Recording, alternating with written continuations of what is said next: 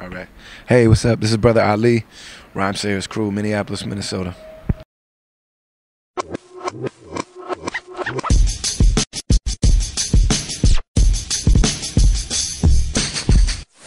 Yeah, hi, Lina for rapspot.de.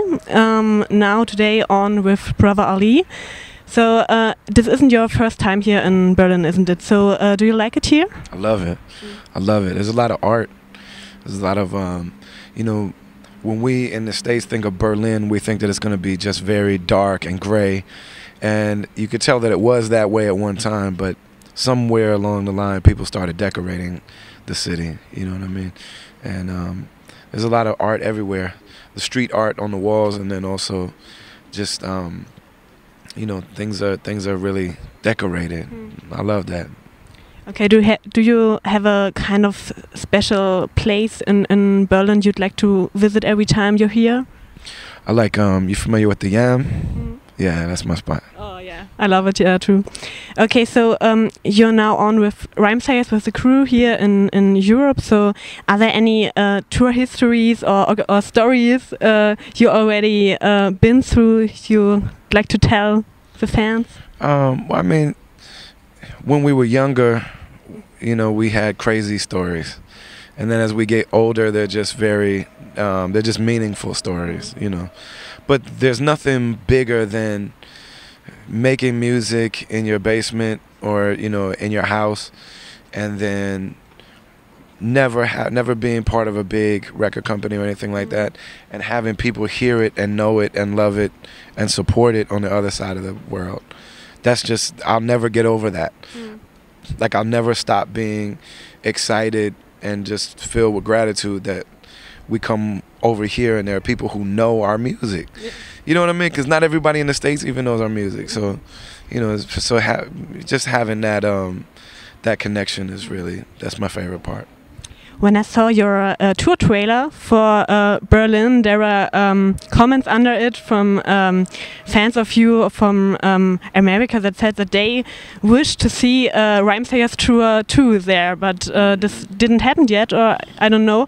So will there be a Rhymesayers tour in the US too, or is it just Europe? I don't know. You know, almost really all Rhymesayers tour, all the tours that of all our artists are usually Rhymesayers tours. Every time Atmosphere goes out, they always bring Rhymesayers artists. Every time I go out, I bring Rhymesayers artists. You know, but in terms of having, you know, this particular gathering, we've never done that before, and it would be good to do it in the States.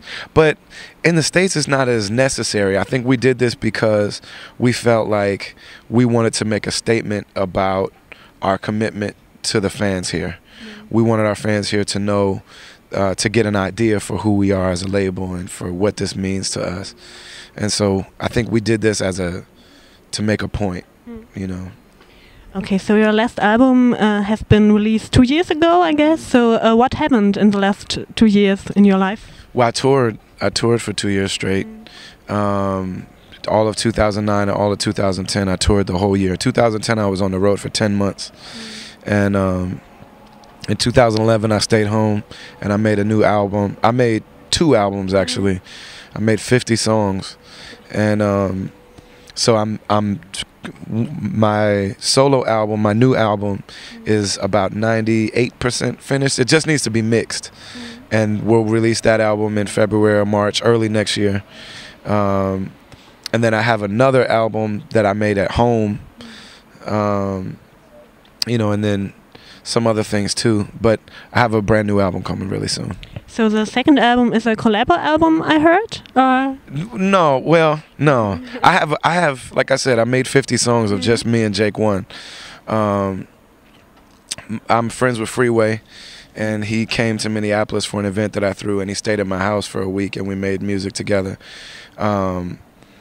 And so we were both really excited about it, but he did an interview and told people that we had an album coming soon. Okay. So people have been talking about that already, but we haven't even made the album yet. So. Okay, so there will be 2 solo albums of you and not a collabo. Well, me and Freeway are gonna make an album, but it might take a year to make it. I don't know.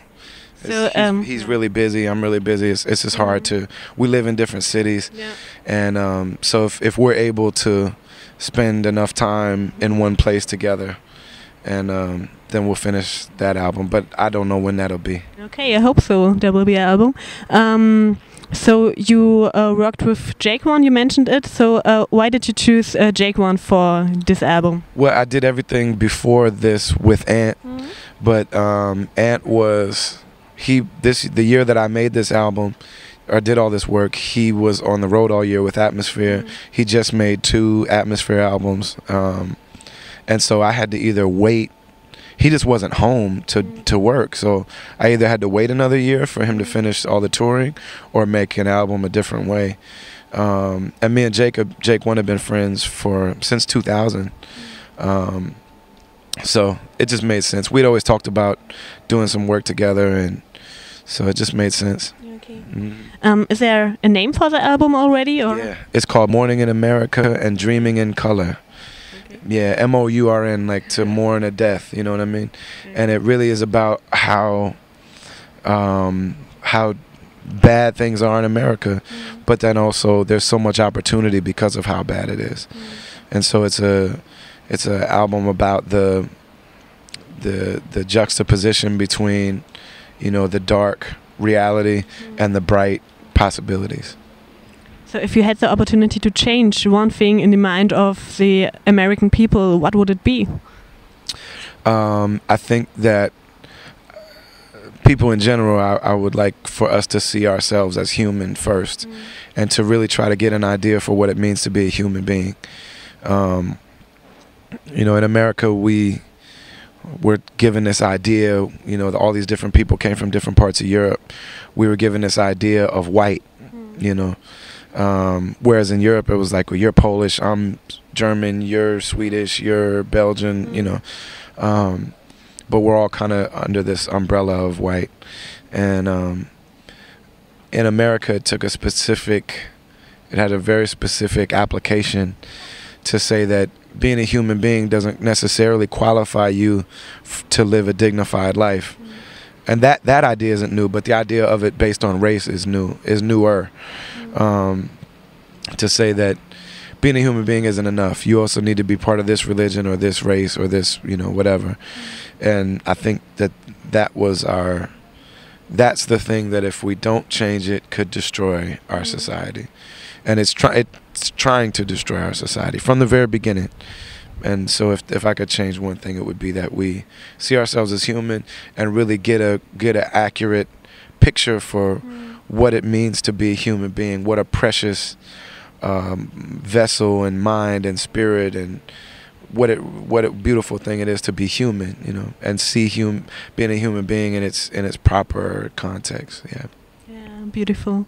So I think that there's one word that always plays a kind of role in your music and in your albums and songs, and I think this word is truth, because you always call your albums like this, or your songs pretty often. So do you think there is one truth always, or isn't it often kind of subjective for every human being? What is truth? Well, there are objective truths in the world, you know what I mean? For example? I mean, there are many of them, you know what I mean? But science is truth, you know what I mean? But spiritual science is truth as well. You know, there are just universal principles that are applicable everywhere, you know what I mean? You know, gravity is truth. Gravity is the truth. If I drop this cup, it'll fall on the ground. Okay. You know what I mean? And get tea on our shoes. You know what I mean? Another truth is that you get out of a situation what you put into it. You know what I mean? You get out of a relationship as much as what you're willing to put in. You know, there are just all these truths. But you're right. There are also there are things that are my truth. And when I'm talking about the truth, I'm talking about my truth. You know what I mean? The things that I've seen and the things that are true to me. And it's not my way of saying that I'm the only one with the truth, or that that I'm the only truthful one. it's more of a commitment. When I say those things, that's a commitment to myself to always present things in an honest way. Yeah, and you know, we talk about speaking truth to power. You know, we're in a situation where there's you know, people are being oppressed, and you know, you have to let suffering speak. Yeah, I'm student of a professor at Cornell West that says truth is when suffering is allowed to speak. You know what I mean? So to let the world hear the suffering of the voiceless people. That's when I say truth. That's what I'm talking about. Okay. So yeah, what was the last question? Yeah, you said in another interview, I guess 2 years ago, that you don't waste or don't want to waste your time, but the time of your fans with your music.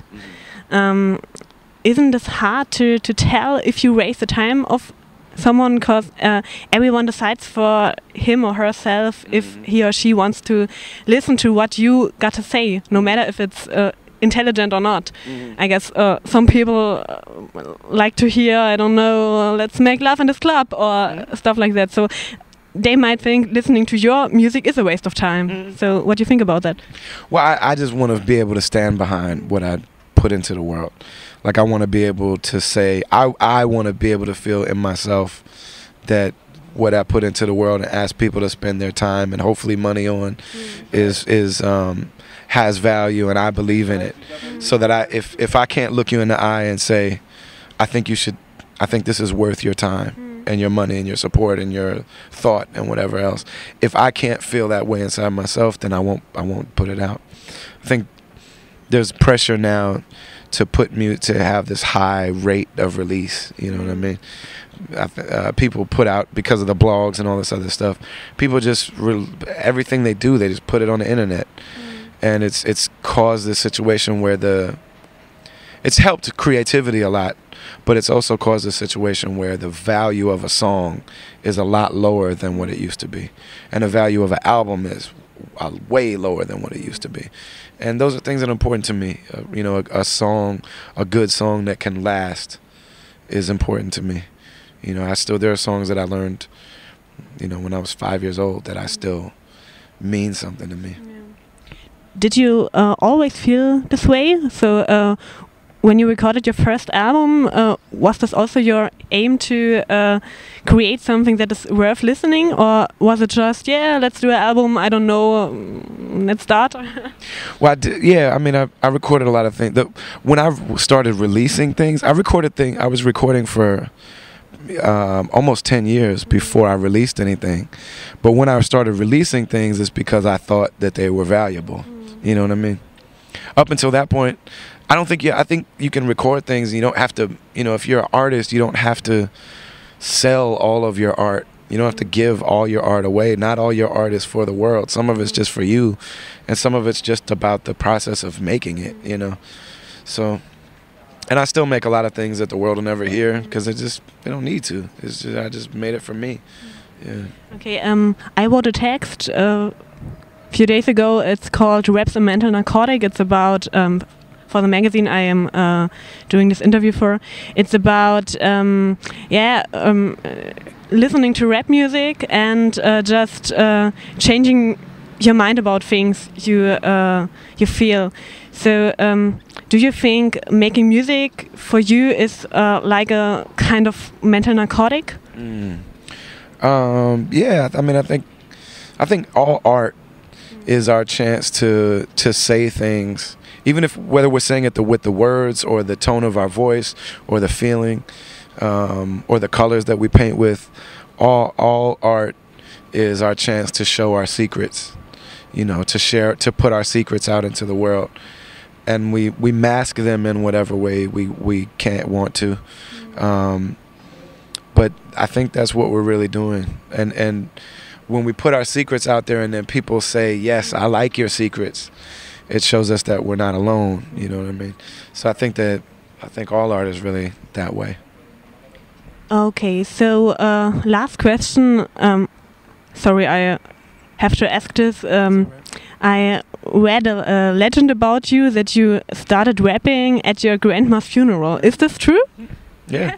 Well, that was my first show. That was my first time having a microphone and being on stage. Yeah. Okay. Yeah, and it was fitting because my grandmother was really supportive of me rapping, and I was 8 years old. Okay.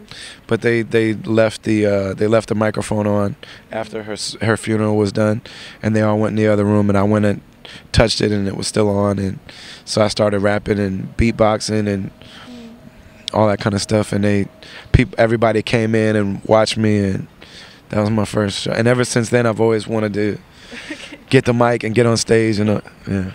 Cool. So thank you very much for this interview, and yeah, I would leave the last words up to you, so you can say to your German fans whatever you like. Thank you very much. Thank you for listening and supporting what we do. All of our music is available everywhere, and we have a new album coming early in 2012. Yeah, early in 2012. Morning in America, Dreaming in Color. So watch out for that. Peace.